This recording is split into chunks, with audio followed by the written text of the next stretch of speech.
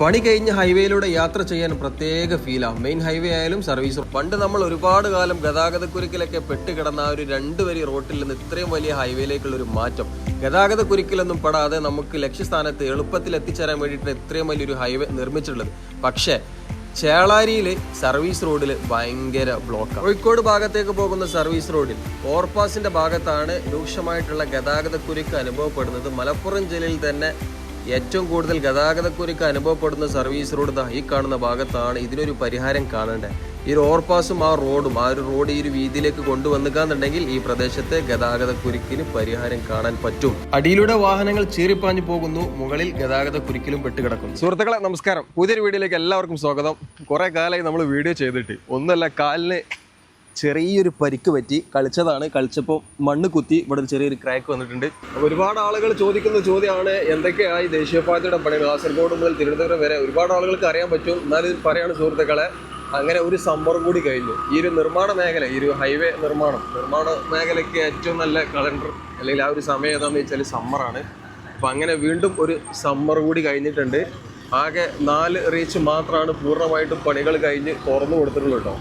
ബാക്കിയുള്ള സ്ഥലത്തൊക്കെ ഇപ്പോൾ അങ്ങനെ തന്നെയാണ്. കാസർഗോഡ് ജില്ലയിലെ 1ാമത്തെ റീച്ചിൽ തലപ്പാടി ചെങ്കള റീച്ച് പൂർണ്ണമായിട്ട് പണികൾ കഴിഞ്ഞു. ചെറുക്കള നീലേശ്വരം റീച്ചിൽ ഭാഗികമായിട്ട് പണികൾ കഴിഞ്ഞു. ഒരുപാട് സ്ഥലത്ത് പുതിയ ഹൈവേ തുറന്നു കൊടുത്തിട്ടുണ്ട്. നീലേശ്വരം മുതൽ തളിപ്പറമ്പ് വരെ, തളിപ്പറമ്പ് ബൈപ്പാസിൽ കുറച്ച് പണികൾ ബാക്കിയുണ്ട്. അവിടെയും ഒരുപാട് ദൂരത്തിൽ ഹൈവേയുടെ പണികൾ കഴിഞ്ഞിട്ടുണ്ട്. അത് കഴിഞ്ഞിട്ടുണ്ടെങ്കിൽ പിന്നെ കണ്ണൂർ ജില്ലയിലെ കുറ്റിക്കോര് മുതൽ മൊയ്പ്പിലങ്ങാട് വരെ കണ്ണൂർ ബൈപ്പാസിൻ്റെ ആ ഒരു ഭാഗം, അവിടെയാണ് പിന്നെ കാര്യമായിട്ട് കണ്ണൂർ ജില്ലയിൽ പണികൾ നടക്കാനുള്ളത്. പിന്നെ നമ്മുടെ തലശ്ശേരി മാഹി ബൈപ്പാസ് പൂർണ്ണമായിട്ടും പണികൾ കഴിഞ്ഞിട്ടുണ്ട്. അത് കഴിഞ്ഞിക്കാന്നുണ്ടെങ്കിൽ പിന്നെ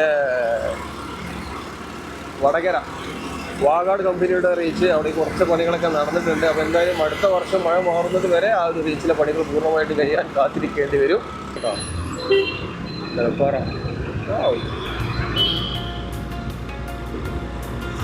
ഈ തലപ്പാറിനൊക്കെ വീഡിയോ എടുക്കാൻ വന്നപ്പോൾ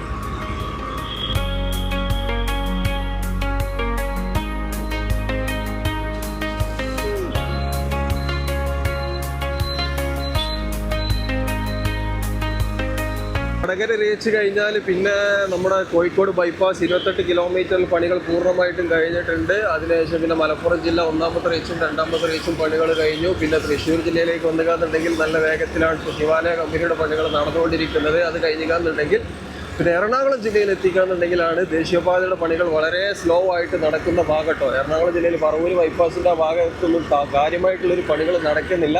അതേപോലെ ഇടപ്പള്ളി ഭാഗത്ത് 2024 നമ്മൾ വീഡിയോ ചെയ്ത സമയത്ത് അണ്ടർപാസിൻ്റെ പണികളൊന്നും നടന്നിട്ടുണ്ടായിരുന്നില്ല. ഇപ്പോൾ ആകെ നടന്നത് ഒരു അണ്ടർപാസ് മാത്രമാണ്. അതേപോലെ നമ്മുടെ ഒബ്രമാളിൻ്റെ ആ ഭാഗത്തും അണ്ടർപാസിൻ്റെ പണികൾ നടന്നുകൊണ്ടിരിക്കുന്നുണ്ട്. അല്ലാതെ ഇടപ്പള്ളി ഭാഗത്തൊന്നും കാര്യമായിട്ട് ഒരു പണി നടന്നിട്ടില്ല. അത് കഴിഞ്ഞതിന് ശേഷം പിന്നെ അരൂർ തുറവൂർ ഭാഗത്ത് ആലപ്പുഴ ജില്ലയിലേക്ക് കടന്നിട്ടാണെന്നുണ്ടെങ്കിൽ ആലപ്പുഴ ജില്ലയിൽ ഏറ്റവും വേഗത്തിൽ പണി നടന്നുകൊണ്ടിരിക്കുന്ന ഭാഗം അരൂർ തുറവൂർ എലിവേറ്റഡ് ഹൈവേ ആണ്. അതിലിപ്പോൾ ആ ഒരു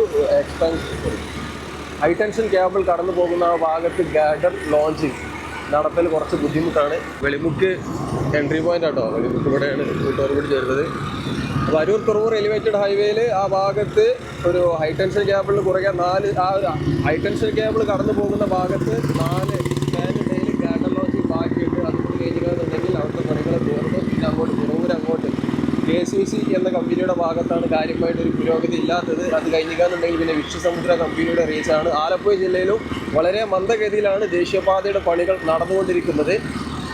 ആലപ്പുഴ ജില്ല കഴിഞ്ഞിക്കാന്നുണ്ടെങ്കിൽ പിന്നെ കൊല്ലം ശക്തികുളങ്ങര ഭാഗത്ത് കൊല്ലം ബൈപ്പാസിൽ ദേശീയപാതയുടെ പണികൾ ഒരുപാട് ദൂരത്തിൽ കഴിഞ്ഞിട്ടുണ്ട്. കൊല്ലം ജില്ലയിലെ കാഴ്ചകൾ നമ്മൾ കണ്ടതാണ്. മേവയൂർ ആ ഭാഗം വരെയുള്ള ദേശീയപാതയുടെ പണികൾ ഇങ്ങനെ നടന്നുകൊണ്ടിരിക്കുന്നുണ്ട്. അതുപോലെ 2 സ്ഥലത്ത് ഒരു നമ്മളെ 744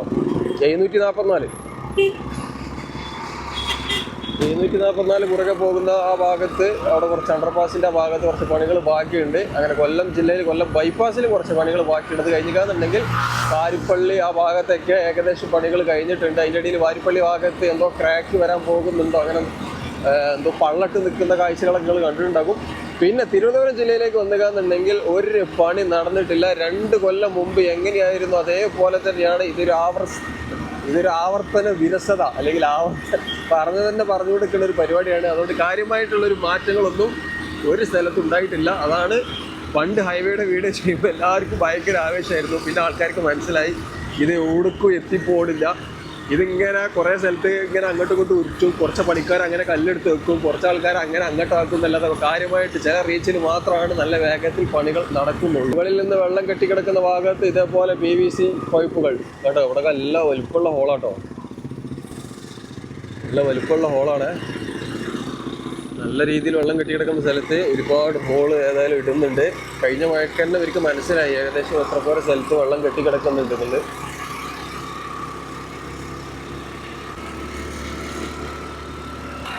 നമ്മളിപ്പോൾ പോകുന്നുണ്ടല്ലോ, അതാ ബൈക്കാരും കയറാൻ നിൽക്കാട്ടോ. ഓ കുടുങ്ങി. അതാ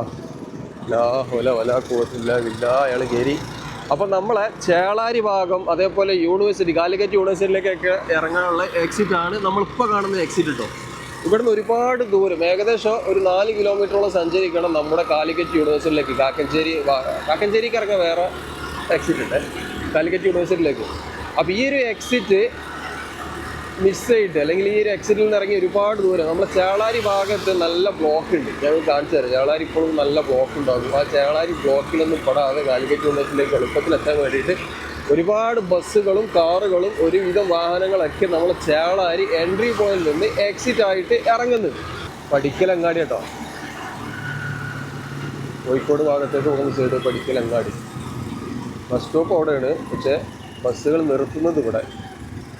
ബസ് സ്റ്റോപ്പ് ഈ ഭാഗത്ത് ബ്ലോക്ക് ഒഴിവാക്കാൻ വേണ്ടിയിട്ടാണ് ഈ അണ്ടർപാസിൽ നിന്ന് ഒഴിവാക്കിയിട്ട് അപ്പുറത്തും ഇപ്പുറത്തും ഉണ്ടാക്കിയിട്ടുള്ളത്. പക്ഷേ ബസ്സുകൾ നിർത്തുന്ന നോക്കിയാണ്. ബസ്സുകൾ പിന്നെ ഓരോ പറഞ്ഞിട്ട് കാര്യമില്ല, ഒലിക്ക് പെട്ടെന്ന് പോകാനല്ലോ ഒലി നോക്കുള്ളൂ.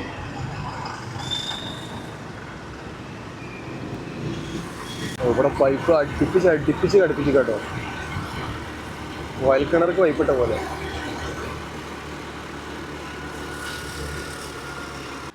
റേറ്റ് എത്ര അറിയോ? 114. മായിലെത്ര ഇപ്പം 198.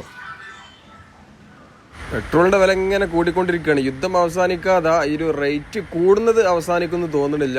ഏതായാലും സുഹൃത്തുക്കളെ, നമ്മൾ ചേളാരി ലക്ഷ്യമാക്കിക്കൊണ്ട് ഇങ്ങനെ നീങ്ങുകയാണ്. നമ്മൾ മുമ്പ് ഈ ഒരു ഡ്രോണൊക്കെ വരുന്നതിന് മുമ്പ് ഇങ്ങനെയായിരുന്നു വീഡിയോ എടുത്തിരുന്നത് കേട്ടോ. ആ ഒരു പഴയ ഓർമ്മയിലേക്കാണ് ഇപ്പോൾ നമ്മൾ പോയിക്കൊണ്ടിരിക്കുന്നത്. ചേളാരി, പണ്ടത്തെ മേലെ ചേളാരി, താഴെ ചേളാരി, പാകം ഒറ്റ ചേളാരി മാത്രം. കാലം പോയൊരു പോക്ക്. ചെട്ടിപ്പടി ഭാഗത്ത് നിന്ന് വരുന്ന വാഹനങ്ങൾ ഹൈവേയിലോട്ട് കയറുന്നു. ഇവിടെ കേട്ടോ നമ്മൾ ഇതുവരെ കണ്ട സർവീസ് റോഡല്ല ഇനി കാണാൻ വേണ്ടി പോകുന്നത്. മലപ്പുറം ജില്ലയിലെ ഏറ്റവും കൂടുതൽ സർവീസ് റോഡിൽ തിരക്കുള്ള ഭാഗം നമ്മൾ ഇപ്പോൾ കാണാൻ പോകുന്നതല്ല, ഇപ്പോൾ കണ്ടുകൊണ്ടിരിക്കുന്ന ഭാഗമാണ്. മേലേച്ചാളാരി ഭാഗത്താണ് ഏറ്റവും നല്ല ബ്ലോക്ക്. പഠിക്കൽ ഭാഗത്തുനിന്ന് എക്സിറ്റ് ആകുന്ന വലിയ വാഹനങ്ങൾ, അതുപോലെ ചെട്ടിപ്പടി പരപ്പനങ്ങാടി വഴി വരുന്ന വാഹനങ്ങൾ. അവിടെയൊക്കെ ഞങ്ങൾ കാണുന്നുണ്ടോ അറിയില്ല. ഡ്രോൺ വിഷലാന്നുണ്ടെങ്കിൽ നല്ല അടിപൊളിയായിട്ട് കാണുന്നുണ്ടാവും. അവിടെ ബ്ലോക്ക് കണ്ടില്ലേ?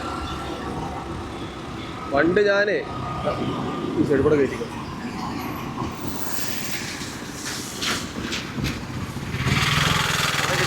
നീണ്ട ബ്ലോക്കാണ്.